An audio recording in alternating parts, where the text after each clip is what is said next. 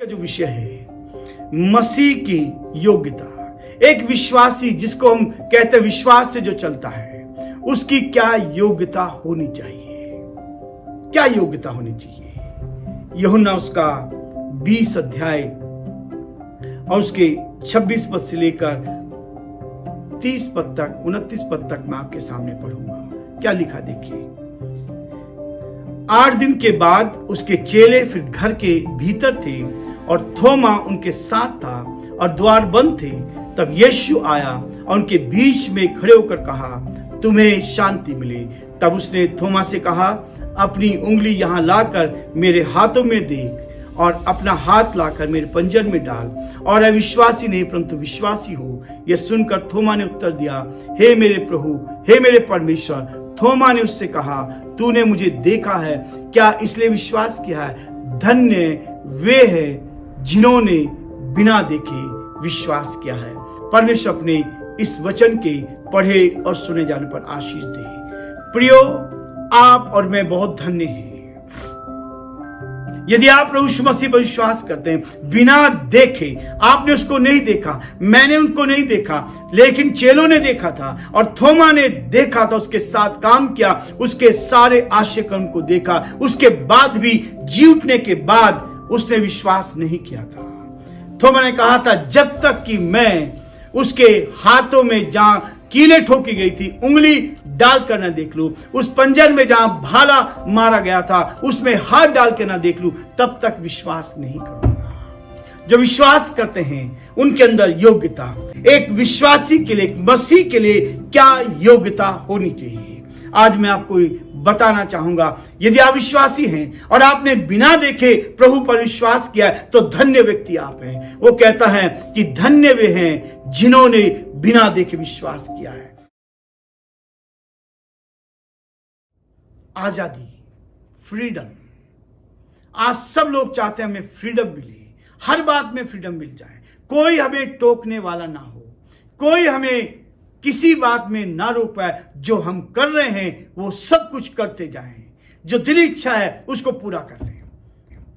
और कहते हैं मन तो सबसे अधिक धोखा देने वाला है, उसमें असाध्य रोग लगा है और हम नहीं समझ पाते कि हम शैतान की बात मान रहे हैं या परमेश्वर की बात मान रहे हैं। कई बार हम भाषा सीख लेते हैं लेकिन हम ये डिसाइड नहीं कर पाते कि ये आवाज किसकी है, परमेश्वर की आवाज है या मनुष्य की आवाज है।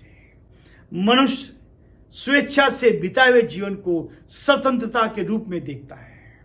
जो जीवन हम अपनी इच्छा से, जो मेरी मर्जी वो करूंगा, कोई मुझे टोकने वाला ना बने, कोई मेरे ऊपर अधिकारी ना बने। परमेश्वर के उन सारे विधान को बिगाड़ देते हैं।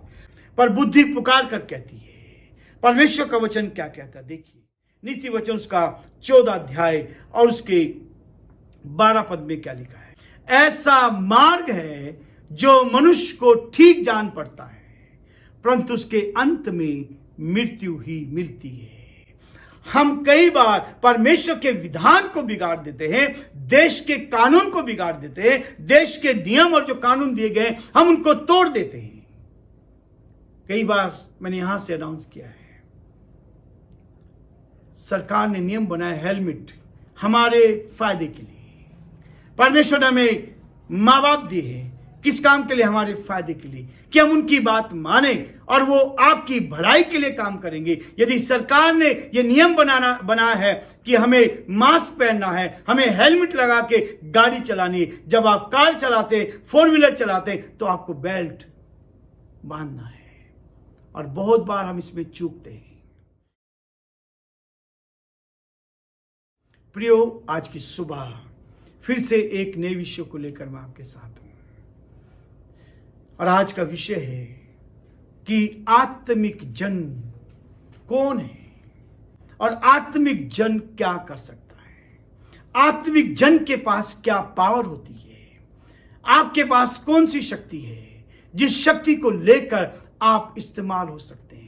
परमेश्वर आपके जीवन को, यदि आप आत्मिक व्यक्ति हैं तो आत्मिक व्यक्ति के बारे में बाइबल क्या कहती है देखिए।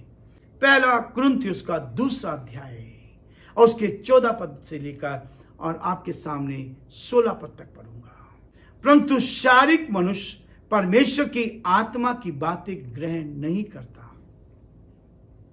क्योंकि वे उसकी दृष्टि में मूर्खता की बातें हैं, और न वह उन्हें जान सकता है, क्योंकि उनकी जांच आत्मिक रीति से होती है। आत्मिक जन सब कुछ जांचता है, परंतु वह आप किसी से जांचा नहीं जाता, क्योंकि प्रभु का मन किसने जाना है कि उसे सिखाए, परंतु हम में मसीह का मन है। प्रियो, ये वचन जो परमेश्वर का जीवित वचन है, ये वचन मुझे और आपको प्रेरणा दे रहा है। ये वचन मुझे और आपको बता रहा है एक आत्मिक व्यक्ति कैसा होता है, उसके अंदर कौन कौन से गुण हैं, और न केवल गुण हैं परंतु आत्मिक व्यक्ति जो है वो कैसे इस संसार में जीवन व्यतीत करता है। आत्मिक बातों को नहीं मानता, इसलिए विरोध होता है। आप इस वचन को लेकर जाएंगे, आत्मिक व्यक्ति इस वचन को लेकर जाएगा, आत्मिक व्यक्ति कभी भी रुक नहीं पाएगा, वो हमेशा दूसरों को ये सच्चाई को बताने की कोशिश करेगा। क्योंकि प्रियो, आत्मा का ही महत्व है, शरीर का कोई महत्व नहीं है। जब तक आत्मा शरीर के अंदर है तब तक ये चलता है, लेकिन जिस दिन आत्मा निकल जाएगी, इस सच्चाई को सब जानते हैं, इस सच्चाई को सब जानते हैं। प्रभु ने कहा है हमारा जीवन भलाई का जीवन होना चाहिए। इस संसार में यदि आप हैं तो मनुष्य के साथ भलाई करें। हम जानवरों के साथ, पक्षियों के साथ भलाई करना चाहते हैं, अच्छी बात है, बुरी बात नहीं है।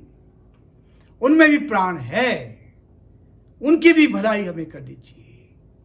लेकिन क्या जो मनुष्य परमेश्वर का स्वरूप है उसके साथ भलाई करनी चाहिए, नहीं करनी चाहिए?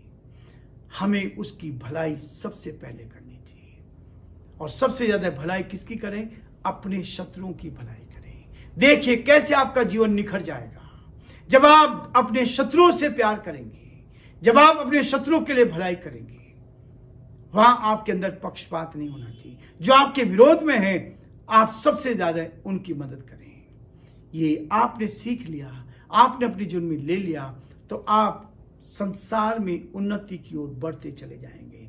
प्रियो, ये वचन हमें इस बात को सिखाता है। देखिए पौलुस ने इफिसियों की कलीसिया में को क्या लिखा। इफिसियों का 2 अध्याय उसके 8, 9 और 10 पद को मैं आपके सामने पढ़ूंगा। क्योंकि विश्वास के द्वारा अनुग्रह ही से तुम्हारा उद्धार हुआ है, यह तुम्हारी ओर से नहीं वरन परमेश्वर का दान है, और ना कर्मों के कारण, ऐसा ना हो कि कोई घमंड करे, क्योंकि हम उसके बनाए हुए हैं और मसीह यीशु में उन भले कामों के लिए सृजे गए हैं जिन्हें परमेश्वर ने पहले से हमारे करने के लिए तैयार किया गया है। परमेश्वर अपने इस वचन के पढ़े और सुने जाने पर आशीष दे। आमीन। प्रियो, भलाई के लिए आपको बनाया गया है। आपका स्ट्रक्चर जो तैयार किया गया है, आपको ये आत्मा दी गई है, ये शरीर दिया गया है, ये जीवन दिया गया है, इसलिए दिया गया है कि आप दूसरों की भलाई करें।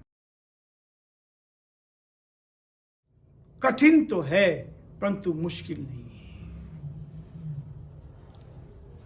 यदि हम प्रयास करते हैं तो हम इस कठिन काम को भी आसान बना सकते हैं।